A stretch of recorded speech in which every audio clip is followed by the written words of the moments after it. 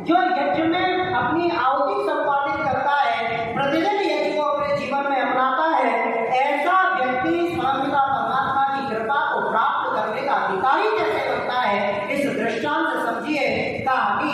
कोई भी कहानी जो आपको सुनाई जाती है, कहानी जिसके कहने में कोई हानि नहीं होती, अर्थात लाभ ही लाभ होता है, उसे बोलते कहानी।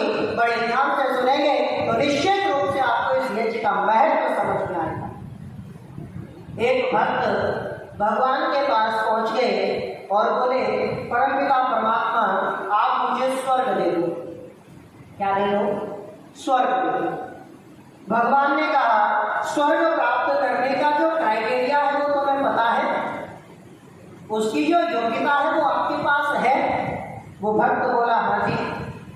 स्वर्ग को प्राप्त करने के लिए अच्छे कर्म करने पड़ते हैं, पुण्य कमाना पड़ता है। जो जो पुण्य करता है वही स्वर्ग में जाता है, जो जो पाप करता है वो नरक में जाता है। मैंने अपने जीवन में कोई पाप नहीं किया, सारे के सारे पुण्य के कार्य किए हैं, इसलिए आप मुझे क्या दे दो? स्वर्ग। भगवान ने कहा ठीक है। उनके पास आजकल आप सीरियल इत्यादि में भी देखते होंगे, वो जो लेखा जोखा रखने वाला चित्रगुप्त नाम का पात्र क्रिएट किया गया है, रियल में नहीं होता, लेकिन क्योंकि कहानी है, दृष्टांत है आपको समझाने के लिए, तो परमपिता परमात्मा ने कहा कि देखो भाई, इसकी कुंडली निकाल करके इसकी पूरी जीवनचर्या देखो, इसने कोई पाप किया है या नहीं किया। तो उस चित्रगुप्त ने देखा कि वास्तव में इसने कोई पाप नहीं किया। जब कोई पाप नहीं किया तो फिर तो वास्तव में यह स्वर्ग का अधिकारी है। परमपिता परमात्मा ने कहा ठीक है, तुम स्वर्ग में जाओ। जैसे ही भगवान उसे स्वर्ग में भेजने लगे, उतनी ही देर में धरती माँ पहुंची। धरती माँ ने कहा, परमपिता परमात्मा आप चाहो तो इसे स्वर्ग दे दो, लेकिन ये मेरा ऋणी है, और जब तक मेरा ऋणी है तब तक मैं नहीं समझती हूँ कि ये स्वर्ग का अधिकारी है। भगवान ने कहा कैसे? धरती माँ ने कहा कि ये दिन रात मेरे ऊपर रहा, रहना तो चलो मैं माफ कर देती हूँ, लेकिन दिन रात ये सिर्फ मुझे गंदा करता रहा, और जितना इसने गंदा किया उतना मुझे साफ भी करके नहीं आया, और जब तक मुझे साफ करके नहीं आएगा तब तक मैं नहीं समझती हूँ कि ये स्वर्ग का अधिकारी है। भगवान ने कहा ठीक है, जाओ पहले धरती माँ के ऋण से उऋण होकर के आओ, तब जाकर के तुम स्वर्ग के अधिकारी बनोगे। वो भक्त धरती माँ के साथ आया। आप संसार में बहुत सारी योनियां देखते हैं, और मनुष्य योनि में भी बहुत सारे लोग ऐसे देखते हैं जो दिन रात इस धरती को साफ करने में लगे रहते हैं। उन योनियों में भटकने के बाद, हजारों जन्म लेने के बाद, हजारों साल बाद फिर परमपिता परमात्मा के पास पहुंचा और बोला, भगवान अब मैं धरती माँ के ऋण से उऋण हो गया हूँ, अब तो मुझे स्वर्ग दे दो। भगवान ने कहा ठीक है। जैसे ही भगवान ने कहा ठीक है, उतनी देर जल को भी तो हम गंदा करते हैं, दिन रात इस जल को गंदा करने में लगे रहते हैं। तो भगवान ने, भक्त ने कहा ठीक है चलिए, जल देवता के साथ में भक्त आ गया। अब आप इस संसार में दृष्टिपात करेंगे तो देखेंगे ऐसे बहुत सारे जीव हैं जो दिन रात इस जल को साफ करने में लगे रहते हैं। उन योनियों में भटकने के बाद फिर परमपिता परमात्मा के पास पहुंचा और बोला, भगवान अब मुझे स्वर्ग। भगवान ने कहा ठीक है। जैसे ही भगवान ने ठीक है कहा, उतनी देर में वायु देवता पहुंच गए। वायुदेव ने कहा कि भगवान ये मेरा भी नहीं है। सबसे ज्यादा आज के समय में यदि हम दूषित कर रहे हैं तो वायु को दूषित कर रहे हैं। नाना कारण, नाना साधन, ऐसी ऐसी वस्तुएं सुबह से लेकर 24 घंटे में हम ऐसी बहुत सारी वस्तुओं का इस्तेमाल करते हैं, प्रयोग करते हैं जो वायु के लिए हानिकारक है। पहले तो केवल सांस के द्वारा ही हम वायु को दूषित करते थे, लेकिन अब तो बहुत सारे कारण हैं, बहुत सारे साधन हैं जिनसे हम वायु को दूषित करते हैं। तो वायुदेव ने कहा कि मेरा भी ऋणी है। भगवान ने कहा जाओ, अब वायु को साफ करने वाला सबसे ज्यादा जो वायु को साफ करता है वो है स्थावर योनि पेड़। वृक्ष सबसे ज्यादा वायु को साफ करते हैं। निश्चित रूप से वो स्थावर योनि पेड़ इत्यादि में और भी बहुत सारी योनियां हैं जो इस वायु को साफ करने का कार्य कर रही है। और उन योनियों में भटकने के बाद, उन योनियों में आने के बाद वायु के ऋण से उऋण होकर के भगवान के पास पहुंचा और बोला, भगवान अब मुझे स्वर्ग दे दो। अब तो मैं धरती माँ जल देवता और वायु के तीनों देवताओं के ऋण से ऋण हो गया हूँ, अब तो मुझे स्वर्ग। भगवान ने कहा ठीक है। जैसे ही भगवान ने ठीक है कहा, इतनी देर में धरती माँ फिर पहुंच गई।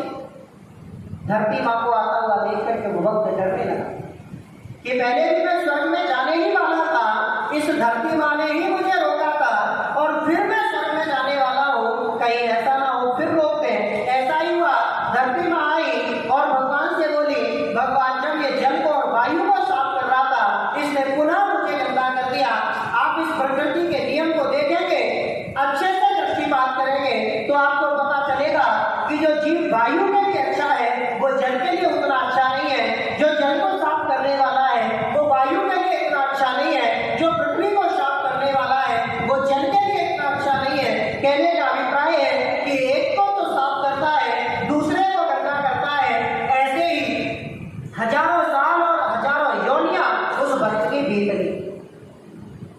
भगवान के सामने वो भक्त पहुंचा और बोला, भगवान ऐसे तो मैं कभी स्वर्ग में नहीं जा सकता, जिस प्रोसेस को मैं कर रहा हूँ, जिस साधन से मैं स्वर्ग में जाना चाहता हूँ, उससे तो मुझे नहीं लगता कि मैं कभी स्वर्ग में जा पाऊंगा। वो हाथ जोड़ करके भगवान के पास पहुंचा और भगवान से बोला, भगवान कोई तो रास्ता होगा स्वर्ग में जाने का, यदि ये रास्ता ठीक नहीं है तो कोई तो रास्ता होगा जिससे मैं स्वर्ग जा सकता हूँ। तो भगवान ने कहा, यदि तू वास्तव में स्वर्ग में जाना चाहता है तो वेद भगवान की बात को सुन, स्वर्ग कामो यजेत, तू यज्ञ कर, स्वर्ग की कामनाओं वाला जो यज्ञ है उस हवन को कर।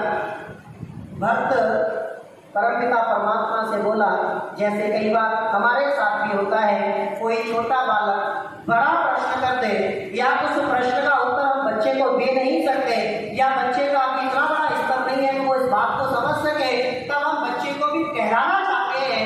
ऐसे ही भक्त ने कहा, भगवान यदि आपको बताना नहीं है तो कोई बात नहीं, लेकिन कम से कम कहलाओ तो मत, घुमाओ तो मत। भगवान ने कहा, न मैं कहला रहा हूँ न मैं घुमा रहा हूँ, यदि तू वास्तव में स्वर्ग में जाना चाहता है तो तू ये समझ में नहीं आ रही है ये बात। जिस स्वर्ग को हजारों जन्म लेने के बाद, हजारों योनियों में जाने के बाद मैं प्राप्त नहीं कर पाया, उस स्वर्ग को एक छोटे से हवन से कैसे प्राप्त कर सकता हूँ, ये बात मेरी समझ में तो नहीं आ रही। भगवान ने कहा, यदि तू इसकी वैज्ञानिकता को समझ पाता तो ऐसा प्रश्न क्या है इसकी वैज्ञानिकता। अब आधुनिक वैज्ञानिकों ने भी इस बात को प्रूव कर दिया है कि अग्नि में डाली हुई वस्तु नष्ट नहीं होती है। आज से 20-25 साल पहले तक यही भ्रम संसार में चल रहा था कि जो भी आप अग्नि में समर्पित करते हो वो नष्ट हो जाता है। हम भी गुरुकुल से पढ़ के जब गाँव जाते थे तो बहुत सारे लोग हमसे बोला करते थे कि ये वो उस विद्यालय में पढ़ते हैं जहाँ खाने वाले घी को, बहुत बढ़िया घी को अग्नि को समर्पित कर देते हैं, अग्नि में नष्ट कर देते हैं। ऐसा तो नहीं करते कि किसी असहाय को दे दें जो उसके काम आ जाए। ऐसे बोलने वाले बहुत सारे लोग हमारे समय तक भी थे, लेकिन अब ऐसा शायद कोई भी नहीं मानता।